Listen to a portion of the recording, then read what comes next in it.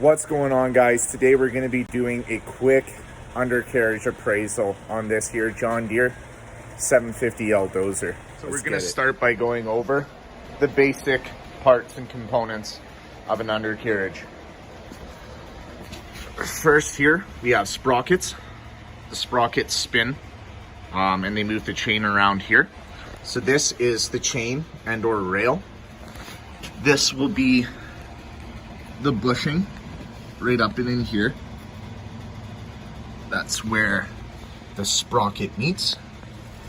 Next we've got our top carrier rollers, 2 on either side. This is what you would call an idler. And then down here we've got our bottom carrier rollers. These pieces here, this and this, those are what's known as a track guard. This right here is what's known as a track pad or a grouser. Not a whole lot of tools here needed for this job, so we use these bigger calipers here to measure the bottom carrier rollers. Okay. And then on these larger machines too, we also use them to measure our top carrier rollers. We use these smaller calipers here to measure the bushings. And then I just have a wire brush for regular scraping. This will be our depth gauge that we insert these other rulers into. A little bit of a screwdriver here. You never know, you're gonna have to chip some mud off like so to get a good measurement, right? So the last thing in our toolkit is just a regular measuring tape here to measure track pitch. First thing we're going to do is set up our depth gauge here. So as you can see, it kind of goes up and down the deeper you have it. And what the whole plan is here is bring it off a link with your wire brush. Make sure there's no dirt on there. This undercarriage is clean, so I'm not too worried about it. You stick the flat face of this ruler on the flat face of the link here and measure up to the bottom of this track pad. And that is going to give us, make sure it's nice and square, our link height. So I don't know if you can notice this here, but the top side of this bushing and the bottom side does not have even wear on it. And that is just due to how these sprockets initially pick up on the bushing and then rotate around, right? So you got to figure if it's going forward here, the sprocket's going to catch on this one side and push through. So there's going to be that bit of rotation. So when you're measuring, what you want to do is find the lowest, most worn spots to get a true accurate measurement. The next thing we're going to measure is track pitch. So that tells you how stretched the chain is. How you do that is you measure from this face and you count 5 bushings. So 1, 2, 3, 4, 5. But on the 5th one, you want to measure to this face. Next measurement we're going to take here is the grouser bar height.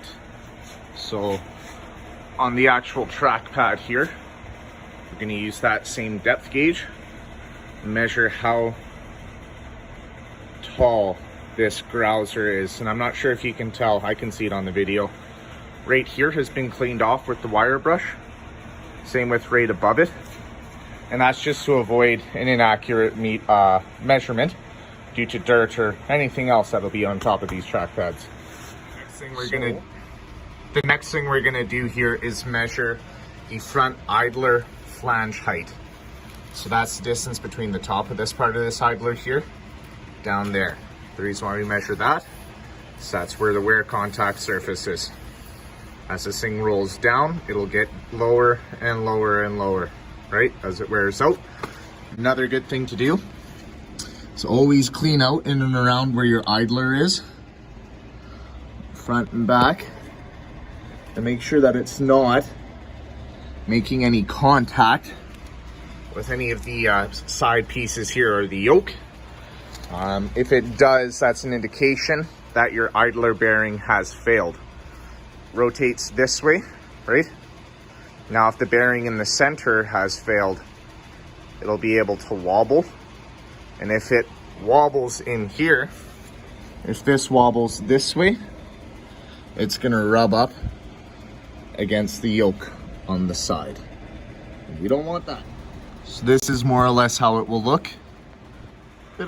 This is a two-handed job, as you need to be able to adjust on the side here. But I've got it more or less ballparked. And what you're looking for is to be able to be square. Start square.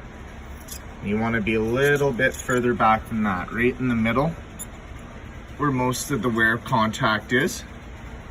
And you want to be able to slide it up and down and just kind of tickle the roller. This is probably a little tight. I do need to adjust it with this bottom screw here. But that is how you measure the top carrier roller. Next, we're going to be measuring the bottom carrier rollers. So these are always substantially bigger than our top carriers.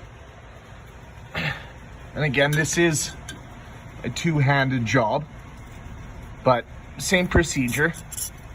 Just more or less want to run it up and down the side of the roller there. Try to keep it as straight as you can.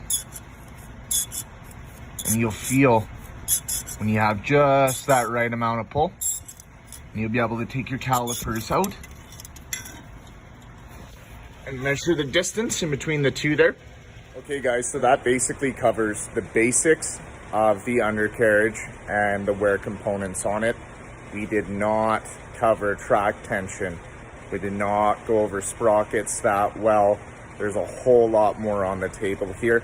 This is just a very basic introduction to undercarriage, its components, and a little bit of the wear measurement there too. This is just for educational purposes. I'm doing this right now, and I just figured, hey, might as well throw a video up on YouTube, see if it helps somebody out. So if you like content like this or want to see more of it, please like, comment, subscribe. Let me know what you want to see, what I could do better, and we'll take it from there. Have a good one. Take care, guys.